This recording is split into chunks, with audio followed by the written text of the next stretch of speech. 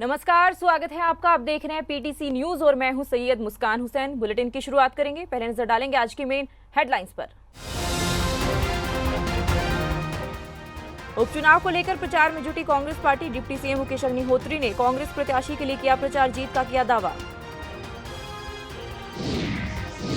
मंडी में कार हादसे में कारोबारी की मौत के मामले में जोगिंद्रनगर के व्यापार मंडल ने पुलिस अधिकारियों से की मुलाकात। आरोपी कार चालक पर सख्त कार्यवाही की मांग। ज्वालामुखी मंदिर में गुप्त नवरात्रों का हुआ आगाज। विधायक संजय रतन ने मंदिर में की पूजा अर्चना। एसडीएम समेत अन्य अधिकारी भी रहे मौजूद। शिमला में धूमधाम से मनाया गया दलाई लामा का जन्म दिवस। कई कार्यक्रम हुए आयोजित। सरकार में अतिरिक्त मुख्य सचिव ने की शिरकत।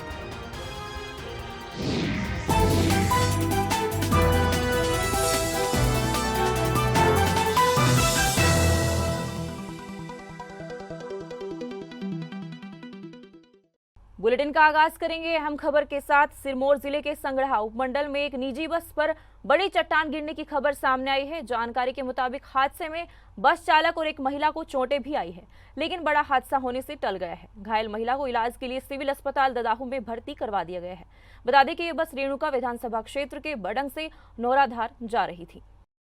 आज सुबह हमारे पास एक महिला घायल अवस्था में आई, जिसका नाम लक्ष्मी देवी, उम्र 34 साल बताया जा रहा है। वो एक बस में जा रही थी और बहुत बड़ा एक पहाड़ का टुकड़ा, चट्टान जिसको बोलेंगे, वो गिरी है। उससे उसके पैर पे काफ़ी चोटें आई।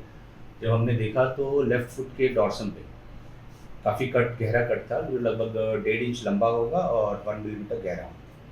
विधानसभा उपचुनाव को लेकर कांग्रेस लगातार प्रचार में जुटी है। इसी कड़ी में प्रदेश के डिप्टी सीएम मुकेश अग्निहोत्री ने हमीरपुर विधानसभा क्षेत्र में कांग्रेस उम्मीदवार डॉक्टर पुष्पेंद्र वर्मा के पक्ष में प्रचार किया है और लोगों से वोट की अपील की है। इस दौरान मुकेश अग्निहोत्री ने फरनोल क्षेत्र में जनसभा को भी संबोधित किया है और तीनों सीटों पर कांग्रेस की जीत का दावा किया है।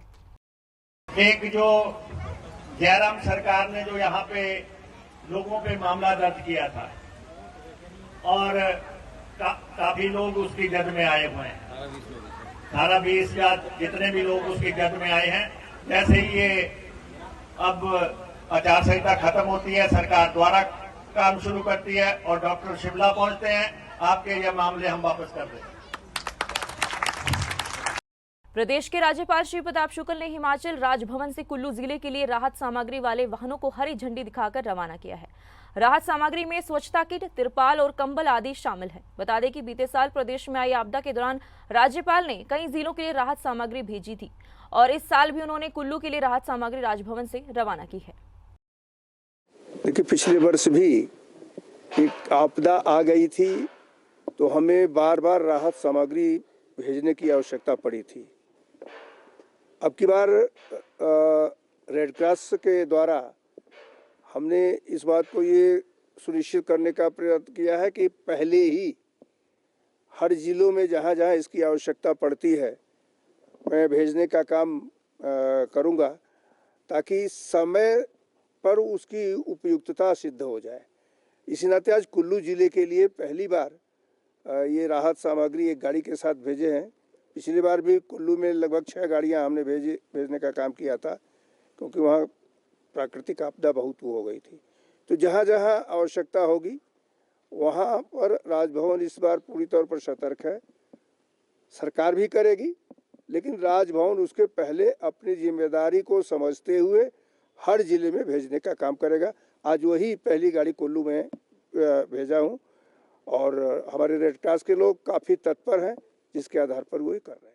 मंडी में हुए कार हादसे में कारोबारी की मौत के मामले में जोगिंद्रनगर व्यापार मंडल ने पुलिस थाने का घेराव किया है और आरोपी कार चालक के खिलाफ सख्त कार्यवाही करने की मांग की है। व्यापार मंडल के अध्यक्ष की अगुवाई में कारोबारियों ने पुलिस थाने पहुंचकर अधिकारियों से अब तक की जांच को लेकर जानकारी भी ली है। वहीं चश्मदीद के बयानों के आधार पर सख्त कार्यवाही की भी मांग उठाई गई है। 2 दिन पहले मार्केट में एक इंसिडेंस हुआ था, जिसमें हमारे भाई संदीप जी का निधन हो गया। कोई अज्ञात वाहनों ने टक्कर मार गया। तो उस केस में अभी तक लेटेस्ट प्रोफाइल स्टेटस क्या है केस का, तो उसकी जानकारी लेने के लिए हम यहाँ पर आए हुए थे।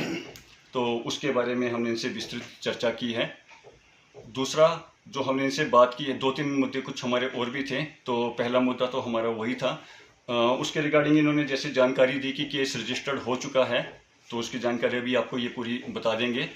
दूसरा जो हमने मुद्दे इनसे डिस्कस किया था कि जो सीसीटीवी कैमराज बंद पड़े हुए हैं, तो उस पर क्या अपडेशन है, कब तक वो दुरुस्त हो पाएंगे, तो उसकी भी हमने इनसे जानकारी ली है। तीसरा मुद्दा जिस पे हमने इनसे चर्चा की है कि जो प्रवासी बाहर से यहाँ पर आते हैं, रहते हैं, तो उनकी रजिस्ट्रेशन का क्या एक प्रोसेस है और उसमें व्यापार मंडल का रोल रहना चाहिए। इसके अलावा जो लास्ट मुद्दा हमने इनसे डिस्कस किया है कि जो बसेस वाले भी कुछ बड़ी रैश ड्राइविंग मार्केट में करते हैं और उनके कुछ जो हॉर्न वगैरह भी होते हैं काफ़ी साउंड वाले होते हैं, तो उसके लिए भी हमने इनसे चर्चा की। तो इन 4 मुद्दों पे हमने इनसे आज चर्चा की थी।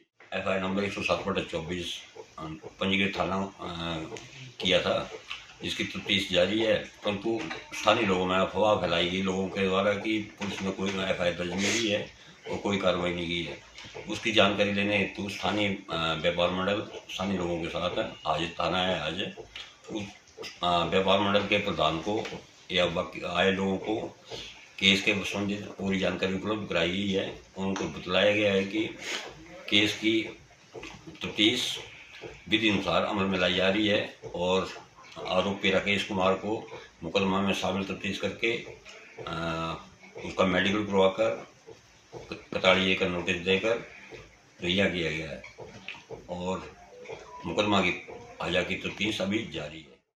तिब्बती धर्मगुरु दलाई लामा का जन्म दिवस शिमला में बड़ी धूमधाम से मनाया गया है। शिमला के एक स्कूल में दलाई लामा की लंबी उम्र के लिए प्रार्थना सभा का आयोजन किया गया है और सांस्कृतिक कार्यक्रम भी आयोजित किए गए हैं। इस मौके पर हिमाचल सरकार में अतिरिक्त मुख्य सचिव ओंकार शर्मा ने बतौर मुख्य अतिथि शिरकत की है, जिन्होंने सभी तिब्बती समुदाय के लोगों को दलाई लामा के जन्मदिन की शुभकामनाएं दी हैं।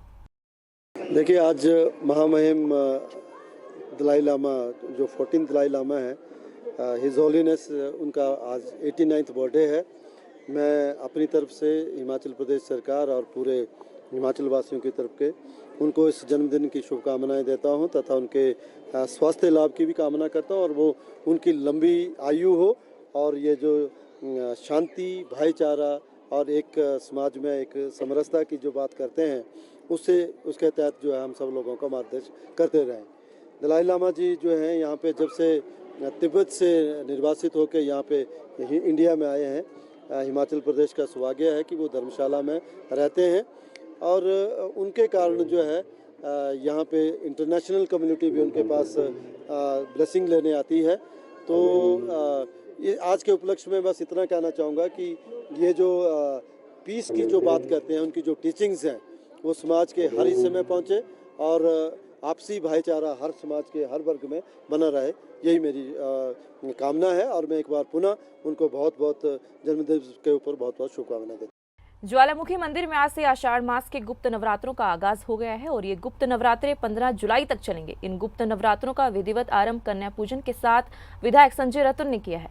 इस मौके पर एसडीएम समेत अन्य प्रशासनिक अधिकारी भी मौजूद रहे हैं, जिन्होंने विधिवत पूजा अर्चना में हिस्सा लिया है। इसके साथ ही 81 पुजारी और विद्वान पंडितों को माता के जप पाठ का विधिवत संकल्प भी दिलवाया गया है।